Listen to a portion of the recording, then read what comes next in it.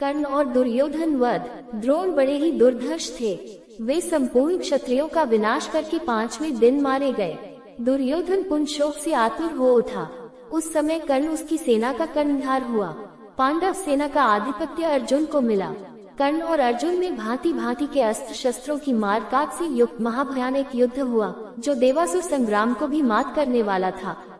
कर्ण और अर्जुन के संग्राम में कर्ण ने अपने बाणों से शत्रु पक्ष के बहुत से वीरों का संहार कर डाला। 17वें दिन से पहले तक कर्ण का युद्ध अर्जुन के अतिरिक्त सभी पांडवों से हुआ। उसने महाबली भीम सहित इन पांडवों को एक पर एक रण में परास्त भी किया था, पर माता कुंती को दिए वचनानुसार उसने किसी भी पांडव की हत्या नहीं की। 17वें दिन के युद्ध में आखिरकार वह घड़ी आ ही गई जब कर्ण और अर्जुन आमने सामने आ गए। इस शानदार संग्राम में दोनों ही बराबर थे। कर्ण को उसके गुरु परशुराम द्वारा विजय नामक धनुष भेद स्वरूप दिया गया था, जिसका प्रतिरूप स्वयं विश्वकर्मा ने बनाया था। दुर्योधन के निवेदन पर पांडवों के मामा शल्य कर्ण के सारथी बनने के लिए तैयार हुए। दरअसल अर्जुन के सारथी स्वयं श्री कृष्ण थे और कर्ण किसी भी मामले में अर्जुन से कम ना हो, इसके लिए शल्य से सारथी बनने का निवेदन किया गया, क्योंकि उनके अंदर वे सभी गुण थे जो एक योग्य सारथी में होने चाहिए। रण के दौरान अर्जुन के बाण कर्ण के रथ पर लगे और उसका रथ कई गज पीछे खिसक गया। लेकिन जब कर्ण के बाण अर्जुन के रथ पर लगे तो उसका रथ केवल कुछ ही बालिश्त हथेली जितनी दूरी दूर खिसका।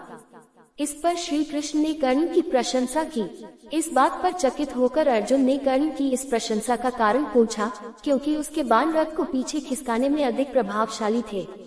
तब कृष्ण ने कहा कि कर्ण के रथ पर केवल कर्ण और शल्य का भार है, लेकिन अर्जुन के रथ पर तो स्वयं वे और हनुमान विराजमान हैं, और तब भी कर्ण ने उनके रथ को कुछ बालिश्त पीछे खिसका दिया।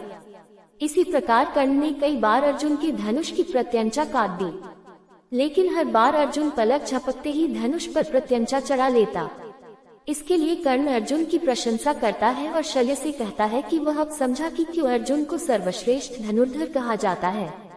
कर्ण और अर्जुन ने दैवीय अस्त्रों को चलाने के अपने अपने ज्ञान का पूर्ण उपयोग करते हुए बहुत लंबा और घमासान युद्ध किया।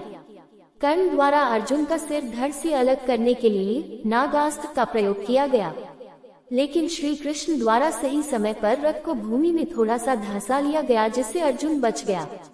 इससे नागास्त्र अर्जुन के सिर के ठीक ऊपर से उसके मुकुट को छेदता हुआ निकल गया। नागास्त्र पर उपस्थित अश्वसेना नाग ने कर्ण से निवेदन किया कि वह उस अस्त्र का दोबारा प्रयोग करे, ताकि इस बार वह अर्जुन के शरीर को बेधता हुआ निकल जाए। लेकिन कर्ण माता कुंती को दिए वचन का पालन करते हुए उस अस्त्र के पुनः प्रयोग से मना कर देता है। धरती में धन से अपने रथ के पहिए को निकालता कर्ण।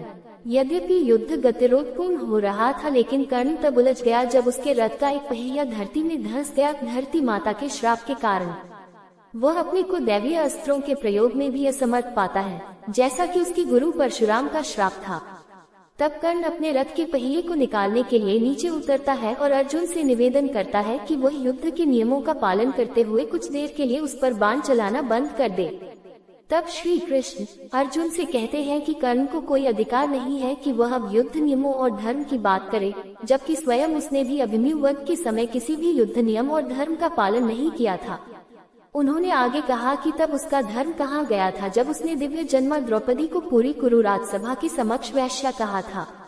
द्यूत क्रीड़ा भवन में उसका धर्म कहाँ गया था।